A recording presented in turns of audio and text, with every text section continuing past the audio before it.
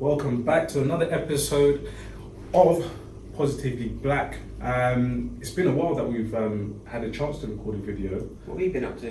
We've been very busy, I think. Busy with life, busy with all sorts of things, all sorts of projects, but everything good, everything productive.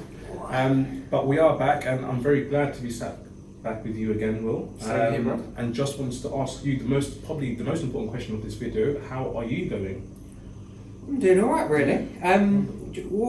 First of all, what are we talking about today? Oh yeah, let's get to the point. The point today, I mean, we wanted to do this video for a very long time, and I think it's probably the right, I suppose, comeback video. We're going to be doing a video today on mental health awareness, okay? I understand Mental Health Awareness Week has passed. I don't believe that we should just dedicate a week of the year to mental health. It never awareness. just passes, does it? No, it doesn't. It's an ongoing issue. It doesn't show up just for a week and then go away for us. You don't get to pick. No, exactly, and this is why I think this is probably a very good video to make our comeback with, since we've been on our little sabbatical. But what I wanted to do first and foremost is, for all of you obviously joining us today, I want to encourage you to like, share, subscribe. If you like this type of content and the previous videos that we've provided for you, please like and share. And please hit the subscribe button, because this is the only way that YouTube picks up the algorithm and gets us, in a position where we can be seen, and obviously the awareness that we're putting out can actually be brought to everybody's attention. So we appreciate every part of that. So now, I mean, without any further ado, let's jump straight into the video. What I wanted to discuss first and foremost, let's look at the personal aspects. Okay, so I'd like to understand let's look at our own personal experiences of mental health. Before we delve into mental health and the Black community per se, let's speak about your understanding and my understanding of mental health in itself. Well, from personal experience, I can really just talk about suffering with depression, and symptoms of depression. Sometimes triggered off by circumstance, sometimes my ability to handle stress and anxiety. But this is something which I had before I was, probably around about when I was 18. I started to get this. Didn't really have it. Didn't have the symptoms so much as a young young teenager or anything like that. But as I start, as obviously, my mind started to change, as I got older, and I started suffering with these symptoms and depression, but never got it looked at. Never went to see anyone about it. Just kind of, dealt with it. Suffered in silence, as it were. Yeah. Because back in the day, when I was a boy, mental health. If someone at work was off with stress or anxiety, we just thought they were dodging. Yeah. We just thought, oh, okay, well, they're off looking for a sick job. note, basically. Yeah, that's it. Sick note, or under the guises of something else. That's it, and it wasn't really understood. I mean, these days we're very blessed, aren't we, to have certain celebrity and people with a more very promoted status within society. Like Prince William. I know recently he's been and there's been a lot of footballers as well who have been. Danny Rose. Yeah. Yeah. And again, it's because of things that they're suffering, triggers, the way they're being treated, or things that are happening in their life. But it's become more prevalent in society, isn't it? I'm happy to say, talking about the issues that become more prevalent in society, which is really important. There are two of us on this video. We're both men, and I think there's an issue with men discussing their mental health or their issues or their worries and etc. And I think, again, this is looking at I suppose it's the masculinity side of things. The masculine always says, we can't discuss certain things, we can't talk about certain things because it makes you look weaker. Yeah. All that pressure to man up. To man up and not be, don't be such a, don't be a little girl, don't, not to cry. All these things, they build up, and a lot of it comes from childhood trauma, which is not necessarily addressed. And it's all bottled up. And therefore you have such a high suicide rate, especially in men, and I think this has been reported recently, there's such a high suicide rate in men, purely because no one's there and willing to discuss the issues and to to get them off their chest. As they say, a problem shared is a problem halved, and sharing is the big thing. So, and although women suffer as well, unfortunately, due to our biological makeup, we can only talk from a men and a boy's perspective on this. Yeah, and that's a good point, Will. I mean, this whole video, the narrative may portray itself as he or all about the boys and everything as such, but I want to remind all the viewers that all of this is also relevant to young women and to the females that are watching. Mental health is an issue across the board, okay?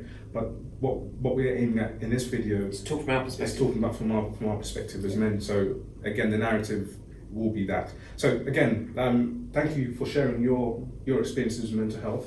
I'd like to jump straight into the video, and what we're going to do today is we're going to review a recent report, and this report's called Health Disparities in Racial, Ethnic and Sexual Minority Boys and Men. Now, this report in itself is a US report, okay? So it's conducted in the US. What I've done is I've reviewed, and what we've done is reviewed the contents of the report, and I've picked out points which we can relate to in a broader aspect, okay? So essentially saying, it starts off with by looking at the fact that depression in black boys and men begins earlier than we think. So one of the statistics shows that even from the ages of between 5 and 11 years old, there is a higher suicide risk for black boys as opposed to white boys, for example, okay? Now, it also goes on to say that healthcare professionals have trouble detecting depression in these young minority black boys. And usually, the way it is presented outwardly is presented by irritability, anger, and discouragement, rather than hopelessness and helplessness, which are the typical signs you look out for, especially in depression. You look for someone that's hopeless or helpless, but the outward way this is portrayed by these young black boys is by irritability, anger, and it appeared to be an issue or problems with authority as well, which stems up and which we'll discuss and go into later. Another issue which was found in this report, which I think can be compared to in the UK as well, is the fact that black boys are generally considered and treated as older, more culpable than their counterparts in young white boys. So essentially what that's saying is young black men are treated in such a way which would an adult may be treated in, or they're dealt with in a way which seems more culpable than a younger white boy may be treated. Now, these disparities, as I say, combined with the lack of what depression really looks like. So the professionals aren't spotting the depression. They're not spotting exactly how it's happening and what to do with it. The young boys are acting up and showing anger, irritability, and all the rest of it, and it's not being seen. And what happens with this is it then translates itself into higher thresholds of social reprimand for the young black boys. You get things such as school suspensions, expulsions, and they don't get the health care that they necessarily require. So what we need to do now is address these issues, the outward issues that are being portrayed in their anger, but also how to stop these issues growing into something bigger, which it starts the school prison pipeline, and then some people get caught in a vicious circle, as we discussed earlier. Now, what we want to do is discuss how do we achieve the resilience and seek positive growth to overcome depressive symptoms. Well, I was going to get onto this a bit later on and ask you this question. You've got experience working in the prison service. Yeah, 6.5 years spent. 6.5 years spent, and this is relative to perhaps another video which we'll touch on, but I want you to lightly discuss or lightly visit the school prison scenario and how that evolves from not tackling the issues that they're not being identified in the first place. So how does that spiral into the prison system, for example? Well, and we're looking at the mental health aspect side of things.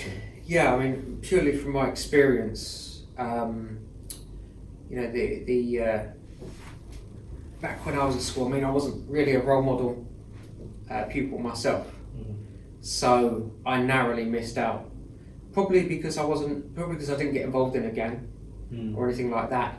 So I missed out on going off down a certain route. But I did get, I did actually, get into trouble back at school myself, and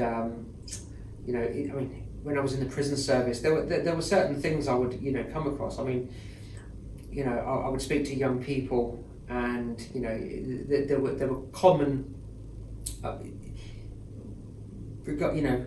regardless of colour, of prisoners I used to speak to. There were common things that affected, like, the young man's state of mind. Would you say that there were, in a lot of it, would you say, let's give percentages, out of those young black males you may have just talked with in the prison system, how many would you say would have been linked with mental health issues which perhaps weren't identified as such, and they've obviously spiraled into the system? As a percentage, how much would you say? I would say as a percentage, I would say 70%. And that's very high. That's very high. 70%. Of young ones, should we say, possibly misunderstood even. It's when you actually sit down and you speak to these young lads, and I say young lads because I didn't work in a ladies' prison, so again, I'm only talking from experience. But I worked in young offenders institutions, which was 18 to 21 male. Also worked in adult, category B prisons, and on talking to these lads, you would see, you'd see a very standard, shall we say, normal average side to all these males that might be in for a really serious offence. But when you sit down and you talk to them, bring it down. Yeah, when I used to come across, I'd come across one lad and he was sitting there reading, reading his Bible, So he had some spiritual interests. He was, so it wasn't the stereotypical, the stereotypical things that you see. It opened my eyes to the fact that just because someone maybe puts on a front or displays certain negative aspects, there's at the end of the day, people are behind the scenes very normal and average, and so it was a bit of an eye opener really to the fact that we do misjudge. We do a lot of judging a book by its cover. Yeah. And society judges books by their cover a lot. I've seen recently a picture. It's a montage. Quite a few celebrities who passed on, unfortunately. And what it was, they all passed on, and they had a lot of mental health issues. Now, with the pictures and the collages they presented, all happy on the face of things. Yeah. The problem is they weren't happy. On the face of things, I mean, they portray themselves and they present themselves as happy-go-lucky individuals. And this is where, again, I think just talking about the whole thing without feeling like you're being judged, without feeling as though you're weak, without feeling any guilt or shame in bringing up the subject is such an important thing. And I think that's one of the things that we can do to help improve. I mean, something very relevant, just from my experience. A lot of the young people I spoke to, the common reoccurring factor was that they didn't have a positive male role model in their life growing up. So sometimes it was a fact that they never knew their father, or sometimes it was the fact that they had a poor relationship with their father. They did know their father. There was a lot of that, because obviously as a young boy, like when we in our earlier videos we talked about what a role model is. And a role model is someone who you can identify and look up to, and apply to yourself and be inspired by. And unfortunately, these young men didn't have that. So that's part of the missing link for them. For them, and they're only just finding out these days the type of psychological impacts of mental health that things like that have, whether they, you know, growing up without that male role model, or having a negative male role model, or just having a really bad experience with that person in your life. You know, it has, you know, trauma in childhood has been linked to mental health problems. Of course. Trauma during pregnancy has been linked to mental health problems. You know, it's an ongoing thing. It's, again, we were saying earlier about doctors not being able to pick up these things and maybe diagnose these things because one shoe doesn't fit all. You know, the way, you know, a young white lad might display this might be different from the way a young black lad might display this. I'd like to take from what you're saying there, and how would we be able to achieve resilience and seek positive growth? You said one of the things there, it's the experts maybe are not doing enough because they're, like you said, one shoe doesn't fit all. Now what we have to do there is look at the culturally responsive interventions, okay? So culturally everyone's different, okay? My culture as I was brought up is different from your culture as growing up. So therefore what could be said to affect you may not affect me in the same way.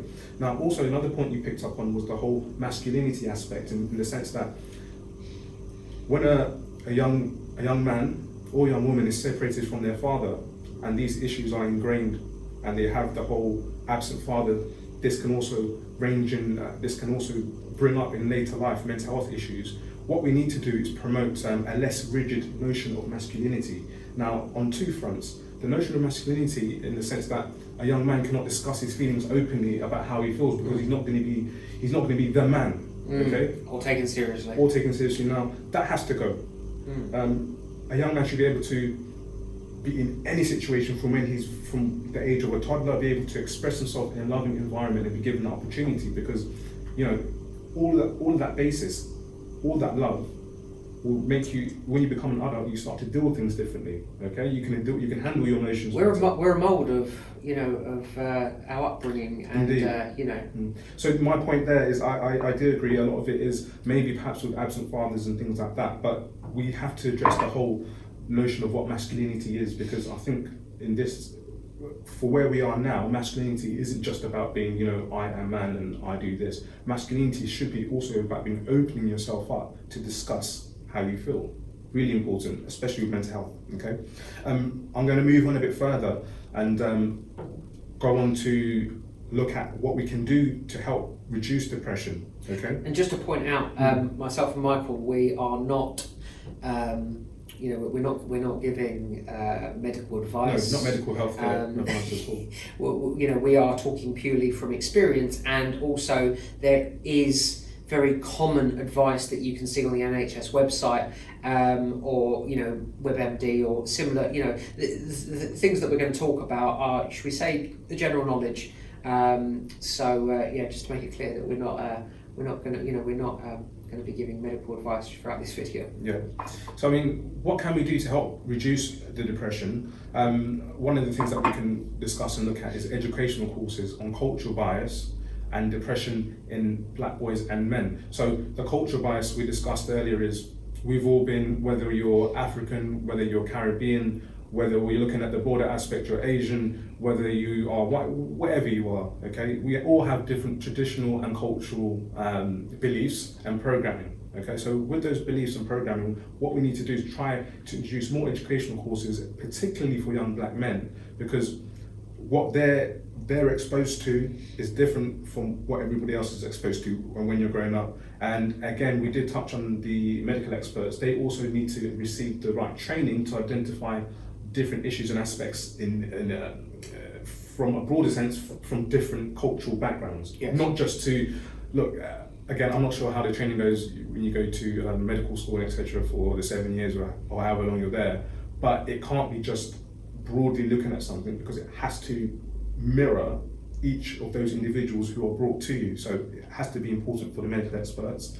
And again, like we discussed, to form a resilience as such a young age as possible, if that makes sense. Okay, so going off what you said about, you know, how you're raised and how you're growing up, we need to develop a program or something as quickly as you can to nip it in the bud, I suppose.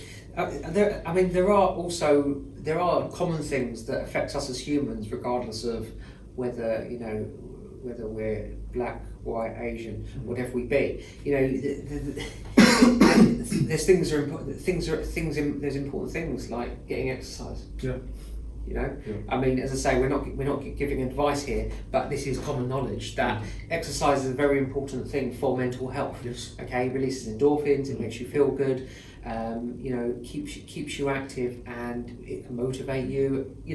Exercise is an important thing, and also what Michael's touched on already. When it comes to getting therapy and getting help, don't be scared to talk. Yeah. From my experience. Just actually sit. Once when I was going through an episode of depression, I just sat down and actually talked to a friend, and talking to a friend and kind of opening up to them was able to snap me out of that episode, that period of depression. So just actually like sharing your burdens, sharing your problems with people. That's what counsellors do. A counsellor will sit and listen to you. I've done a bit of I've received a bit of counselling in the past, and they don't give you the answers. They don't tell you what to do. They just sit down and they listen to what you're going through, and they actually get you to question yourself and find the answers for yourself. Yes. That's how counselling works. Yeah. And things like counselling, things like exercise, diet. Yes, I've got a friend who has to be. They found that this isn't for everyone, but they found that high sugar, was because obviously with sugar it's an up and it's got a down. Coughing fit here. It's all right, chap. There's water there. Exactly. But he found that sugar actually affected his depression. He suffers with chronic depression. He's chronic depressive, and so it doesn't go away. His episode, it's like good days and bad days. And he found that diet affects it. So there's things like that. And at one point, this is, I don't know whether this is a different video, but don't be scared to the doctor. Very good bit of advice would be don't be scared to go and talk to the doctor and to be open to trying different things. What was it like in the black community with regards to, is there still a bit of a taboo with regards to antidepressants and things like that? In terms of medication, I think what it is in the black community, I'll say, is more geared to or looking at holistic ways of dealing with any issue, any medical issue.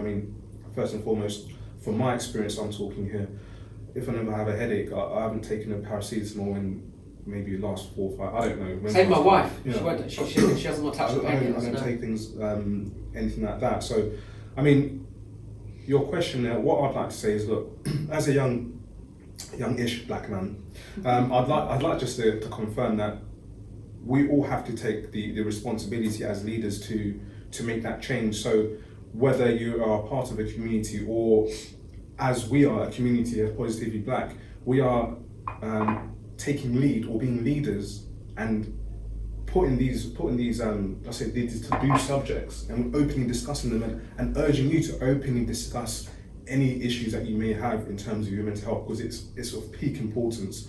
They always say your health is your wealth. Without your health, and most people think physically, it's not just going to be physically, it's going to be mentally as well, because without the mental... You can't earn the money. Without the mental aspect, then there are no peace to be made. So it's very important to make sure that physically, you're in peak physical condition and peak mental condition, most importantly. And again, as community leaders, I think that's going to be another way of how we can help to address that issue. Now, in terms of any other ways, the last thing I would say, and the most important way, is generally just we can all work together. So forget that the dynamics of this channel are focused on the black community. The dynamics of this channel are focused on humanity. Humanity means that we are embracers of all races. Mental health is an issue across all races, and we can all work together. We can all sit and discuss such subjects. Talk about the way it affects me. You talk about the way it affects you. All of in that. your culture, in my culture. Exactly. Like we just said, within the black culture, it's a very holistic approach. I was actually very, just touching on my experience growing up, taking medication for mental health was almost frowned upon, because growing up it was very hit and miss. You had very strong medications such as Prozac and stuff that would just I guess mong you out, as it were, and you wouldn't be you'd be away with the fairies, as it were. And so I wasn't in a rush to, I was very anti taking medication, and at one point I just opened up to the idea and went and saw a doctor. They gave me some medication that was suitable for me. Unfortunately, it still is not highly accurate. Sometimes you have to try different types of medication, but for me that worked for me. So again, I'm not going to give medical advice, but I would suggest that people are, if they try certain things and it doesn't work, be open to trying other things as well. Find what works for you. Find your happy place. Find what makes you positive. But be open. Be open to talking to a counsellor. Be open. Regardless of cultural differences, be open to going and seeking medical advice with medication. Remember that if you try something it doesn't work for you, you can stop it. But it's about finding what works. Thank you. Well, that's very powerful advice from William. And also, I would like to just commend you and thank you for opening up your personal experiences and sharing that with our audience as well. Because again, even something like that is very powerful in showing you that, we can all achieve a certain level of balance once we share and open up with others. So, I think we've covered most of what we want to in this video. Like I've said, we'll do another video at some point as well, because a lot of the stuff that we talk about in videos, new information comes out, things change, things progress. Hopefully in years to come, we'll be talking about how that there's a decrease in mental illness as opposed to an increase because of the awareness that's been raised and everyone's talking about it. So this is where we're trying to get to. So besides from that, we hope that you've enjoyed the content of this video, and until next time, I'd like to say for myself, stay positive. Stay positively black. See you soon.